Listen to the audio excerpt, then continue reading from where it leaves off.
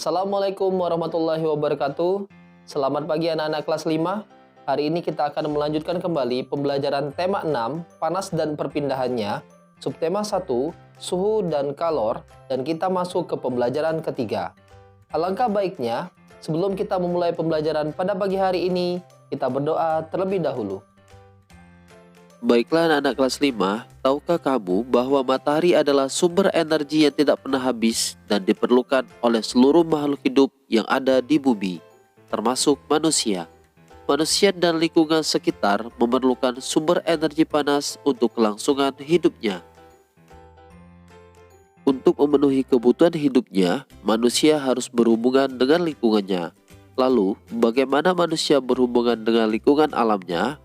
Untuk mengetahuinya, mari kita lanjutkan pembelajaran kita. Manusia dengan lingkungan alam. Semua makhluk hidup yang ada di bumi melakukan hubungan dengan sesama makhluk hidup maupun dengan lingkungannya. Lingkungan alam terdiri atas benda mati dan makhluk hidup. Lingkungan alam merupakan sumber penghidupan bagi makhluk hidup, karena alam menyediakan semua kebutuhan makhluk hidup. Benda mati dan makhluk hidup saling mempengaruhi antara satu dengan yang lainnya. Bahkan, antar keduanya saling berkaitan. Salah satu bentuk hubungan antara benda mati dan makhluk hidup adalah jenis tanah, suhu, dan curah hujan di suatu tempat dapat mempengaruhi jenis tanaman yang tumbuh dan hewan yang berkembang di daerah tersebut. Makhluk hidup juga dapat mempengaruhi benda mati. Contohnya, daerah yang banyak tumbuhannya akan menyebabkan daerah tersebut menjadi lebih sejuk. Daerah yang masih banyak tumbuhannya cenderung memiliki air tanah yang baik dan berlimpah. Hal ini terjadi karena tanaman membantu tanah untuk menahan air dan menyimpannya di dalam tanah dengan baik. Lalu, bagaimana hubungan antara manusia dengan lingkungannya?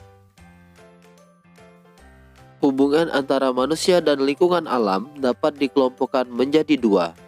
Pertama, hubungan yang membuat manusia harus dapat menyesuaikan diri dengan alam.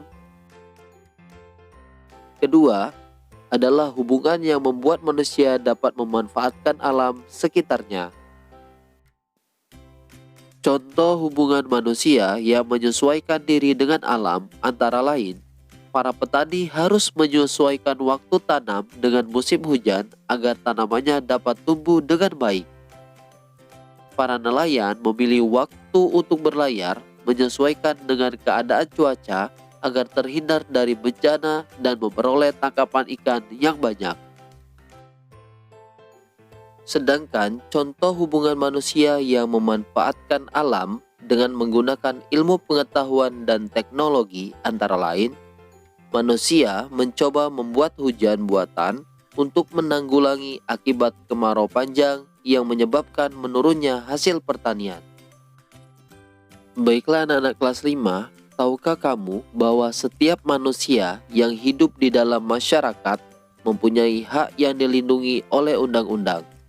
Sebagai seorang siswa pun, kamu memiliki hak yang harus kamu ketahui. Untuk mengetahuinya, mari kita lanjutkan pembelajaran kita. Konvensi Hak-Hak Anak. Anak-anak merupakan generasi penerus cita-cita perjuangan sebuah bangsa. Oleh karenanya, kebutuhan untuk tumbuh dan berkembang dalam kehidupan anak harus diutamakan. Sayangnya, tidak semua anak mempunyai kesempatan yang sama dalam mewujudkan harapannya. Banyak di antara mereka yang mengalami kesulitan untuk tumbuh dan berkembang secara sehat dan mendapatkan pendidikan yang terbaik. Banyak anak berasal dari keluarga yang kurang mampu, yang tidak mendapatkan layanan pendidikan dan kesehatan.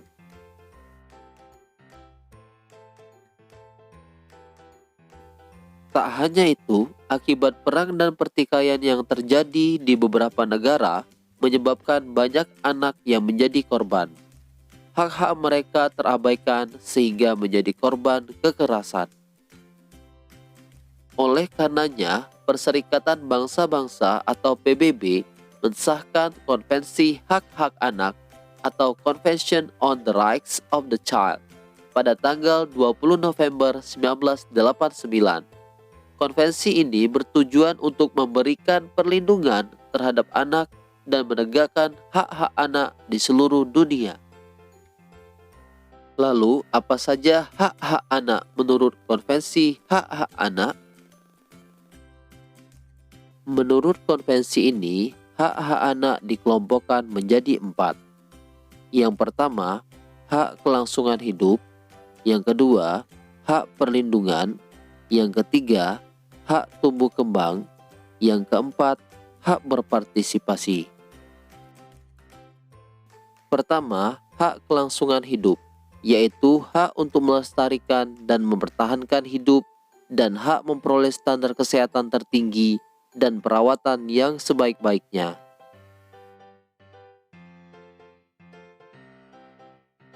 Kedua, hak perlindungan, yaitu perlindungan dari diskriminasi, eksploitasi, kekerasan, dan keterlantaran. 3. Hak tumbuh kembang, yaitu hak memperoleh pendidikan dan hak mencapai standar hidup yang layak bagi perkembangan fisik, mental, spiritual, moral, dan sosial. 4. Hak berpartisipasi, yaitu hak untuk menyatakan pendapat dalam segala hal yang mempengaruhi anak. Baiklah anak-anak kelas 5, tahukah kalian hakmu sebagai seorang siswa? Berikut ini hak-hak seorang siswa menurut Peraturan Pemerintah Nomor 28 Tahun 1990. Yang pertama, mendapat perlakuan sesuai dengan bakat, minat, dan kemampuannya. Yang kedua, memperoleh pendidikan agama sesuai dengan agama yang dianutnya.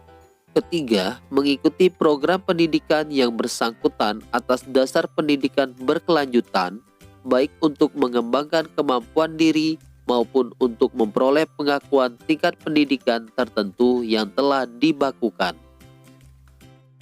4. Mendapat bantuan fasilitas belajar, beasiswa, atau bantuan lain sesuai dengan persyaratan yang berlaku. 5. Pindah ke sekolah yang sejajar atau yang tingkatnya lebih tinggi sesuai dengan persyaratan penerimaan siswa pada sekolah yang hendak dimasuki. 6. Memperoleh penilaian hasil belajarnya. 7. Menyelesaikan program pendidikan lebih awal dari waktu yang ditentukan. 8. Mendapat pelayanan khusus bila mana menyandang cacat. Baiklah anak-anak kelas 5, demikian tadi pembelajaran kita pada pagi hari ini. Bapak harap semoga kalian mengerti. Ingat pesan Bapak 3M, menggunakan masker saat di luar rumah, mencuci tangan setelah bepergian, menjaga jarak dalam keramaian. Bapak akhiri, Assalamualaikum warahmatullahi wabarakatuh. Selamat pagi.